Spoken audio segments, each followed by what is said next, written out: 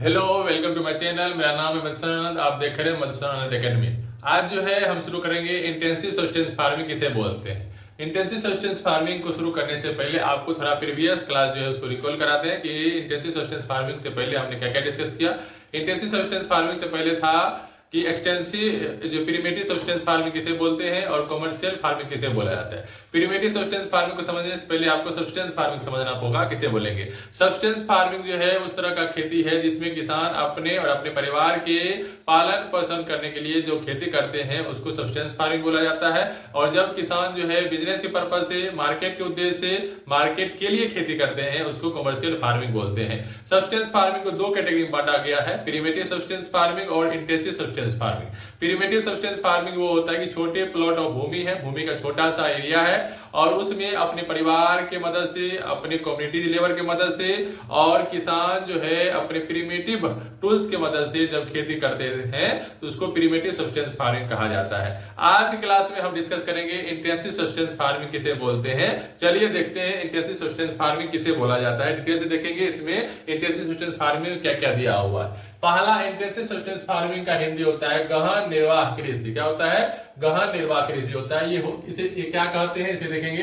Intensive substance farming को बोलते हैं गहन निर्वाह कृषि, मतलब कि ये this types of farming practice in area of high population pressure on land. कहता है कि ये खेती भारत के उस क्षेत्र में होते हैं, उस जगह पे होते हैं जहां की पॉपुलेशन ज्यादा है और भूमि की मात्राएं कम है। जिसका मतलब ये हुआ कि पॉपुलेशन ज्यादा होने की वजह से कि दबाव जो होगा वो किस पे होगा, वो जो है भूमि के ऊपर दबाव होगा, क्योंकि स्वाभाविक है क्योंकि भूमि कम है तो ज्यादा आदमी चाहेंगे कि ज्यादा मात्रा में उत्पादन हो ताकि हम अपने परिवार का अच्छी तरीके से पालन पोषण कर सके। उस तरह की खेती जो है की जाती है तो उसको हम लोग क्या बोलते हैं, इंटेंसिव सब्सटेंस फार्मिंग बोलते हैं। तो किसान जो है उस तरह का खेती करते हैं, या खास करके इंटेंसिव सब्सटेंस फार्मिंग उस जगह पर होता है जहां की पॉपुलेशन कम है और भूमि क्या है, जो है पॉपुलेशन ज्यादा है और भूमि क्या है, कम है। तो पॉपुलेशन ज्यादा होने की वजह से दबाव ज्यादातर किस पे होगा, भूमि पे होगा कि ज्यादा भाई कम है तो ज्यादा मात्रा में क्या होना चाहिए, खेती में अनाज का उत्पादन होना चाहिए। तो किसान क्या करते हैं कि भूमि कम होने की वजह से, पॉपुलेशन ज्यादा होने की वजह से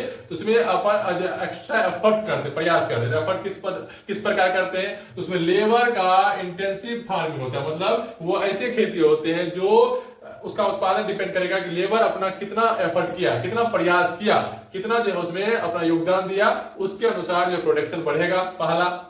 दूसरा है कि high doses of biochemical input, मतलब जो है हाई डोजेज, मतलब खेती में जो है केमिकल कहने मतलब फर्टिलाइजर की मात्राएं जो है, उर्वरक की मात्राएं, खाद की मात्रा ज्यादा मात्रा में देनी होगी। दूसरा है कि इरिगेशन, ज्यादा मात्रा में सिंचाई करना होगा ताकि ज्यादा मात्रा में क्या हो सके, खेती का उत्पादन किया जा सके। मतलब किसान जो है छोटे भूमि में ज्यादा मात्रा में उत्पादन हो सके तो उसे क्या क्या करना होगा। पहला जो है उसे लेबर इंटेंसिव फार्मिंग होती है, मतलब खेत में जो मजदूर की प्रयास ज्यादा मात्रा में की जाती है। और दूसरा है कि उसमें बायोकेमिकल का इनपुट, मतलब जो खाद जो है फर्टिलाइजर है वो ज्यादा मात्रा में दिया जा सके। और इरिगेशन, सिंचाई जो है ज्यादा मात्रा में की जा सके ताकि उत्पादन ज्यादा से ज्यादा मात्रा में हो सके। ऐसा क्यों होता है? ऐसा इसलिए होता है क्योंकि पॉपुलेशन ज्यादा है और भूमि की मात्राएं कम है। तो किसान चाहते हैं कि ज्यादा मात्रा में कम भूमि में उत्पादन ज्यादा मात्रा में हो। तो उत्पादन उसी कंडीशन हो सकता है जब खेत में केमिकल और सिंचाई ज्यादा मात्रा में की जाएगी तो उत्पादन भी ज्यादा मात्रा में होगा। तो दूसरा क्वेश्चन यहाँ बनता है कि क्या आप बता सकते हैं कि भारत के वो कौन से राज्य हैं जहां पे जो है इंटेंसिव सब्सटेंस फार्मिंग जो है की जाती है। तो स्वाभाविक है कि आप दिमाग में ऐसे बैठा लीजिए कि भारत के वो राज्य जिसकी जनसंख्या ज्यादा होगी और भूमि की बंटवारा जो है छोटे छोटे रूप में होगा तो उस जगह पे इंटेंसिव सब्सटेंस फार्मिंग ज्यादा मात्रा में पॉपुलर होगी। जैसे वेस्ट बंगाल प्राइम एग्जांपल है कि वेस्ट बंगाल की आबादी ज्यादा है तो भूमि की जो है डिवीजन, बंटवारे के रूप में जो भूमि होता है, बटे हुए होते हैं अलग अलग भागों में, उसकी मात्राएं कम होती है। बिहार हो गया, ये ऐसे राज्य जहां की जनसंख्या ज्यादा है, भूमि की डिवीजन जो है वो कम मात्रा में। उत्तर प्रदेश हो गया, असम हो गया, तमिलनाडु हो गया, केरल हो गया, ये ऐसे राज्य है जहां की आबादी ज्यादा मात्रा में है और जो है और भूमि की डिवीजन जो है, एक व्यक्ति के पास भूमि की मात्राएं कम है और परिवार की जनसंख्या ज्यादा है, तो वो चाहते हैं कि भूमि कम है लेकिन उसमें ज्यादा केमिकल, ज्यादा मात्रा में इरिगेशन और ज्यादा मात्रा में लेबर का प्रयास हो ताकि उत्पादन ज्यादा मात्रा में की जा सके। ऐसा होता है क्यों? ऐसा होने के कारण एक राइट ऑफ इनहेरिटेंस, मतलब उत्तराधिकारी की, उत्तराधिकारी किसे बोलते हैं? जैसे मान लीजिए हमारे पिता है और वो क्या कि हम दो भाई हैं, तो वो क्या किया कि जमीन एक है, जमीन कितने भाग बढ़ जाएंगे? दो अलग अलग भागों में बढ़ दिया जाता है। तो भाग में बढ़ने के कारण जो है पहले एक भूमि था, वो भूमि अब कितने भागों में बढ़ गया? दो अलग अलग जो है भागों में बढ़ गया। तो प्रोडक्शन जो उत्पादन जो है वो भी क्या हो गया? घट के दो भागों में बढ़ गया, जिसके कारण जो है उत्पादन जो भूमि का वो घट जा रहा होता है। इसलिए किसान ज्यादा प्रयास करते हैं कि भूमि जो है कम हो लेकिन उत्पादन क्या होना चाहिए? ज्यादा होना चाहिए, और आने वाले जनरेशन के बीच में उसे जो बढ़ दिया जाता है। और ऐसा कारण होने का कारण क्या है? ऐसा होने का कारण ये है कि अल्टरनेटिव सोर्स ऑफ लाइवलीहुड की अब्सेंस होने का मतलब हो गया कि खेती के अलावा किसान दूसरा ऐसा कोई भी काम ही नहीं है जो वो कर सकते हैं, या जो है उसके पास दूसरा कमाने का सोर्स नहीं है। मतलब अपने परिवार को भरण पोषण करने के लिए, पालन पोषण करने के लिए किसान के पास खेती के अलावा दूसरा कोई ऑप्शन नहीं होता है। इसलिए वो ज्यादातर निर्भर किस पे होते हैं? खेती पे होते हैं। और खेती पे निर्भर होने का कारण ये है कि प्रोडक्शन ज्यादा मात्रा में होगा तब तो वो अपने परिवार के पालन पोषण अच्छी तरीके से कर पाएंगे, क्योंकि खेती के अलावा कोई इनकम का सोर्स नहीं है। जिसके कारण ज्यादा किसान किस पे डिपेंड होते हैं? खेती पे डिपेंड होते हैं। और खेती की जनसंख्या, भूमि की जनसंख्या कम है और परिवार की मात्राएं ज्यादा है, वो चाहते हैं कि छोटे भूमि में ही ज्यादा मात्रा में उत्पादन हो सके ताकि हम अच्छे तरीके से अपने परिवार का भरण पोषण कर सके। तो ये है इंटेंसिव सब्सटेंस फार्मिंग की कहानी। इंटेंसिव सब्सटेंस फार्मिंग की कहानी आपसे एक बार जो है समरी कर लीजिए, समराइज कर लीजिए, छोटे में समझ लीजिए क्या क्या होता है। सबसे पहले इंटेंसिव सब्सटेंस फार्मिंग वो खेती होते हैं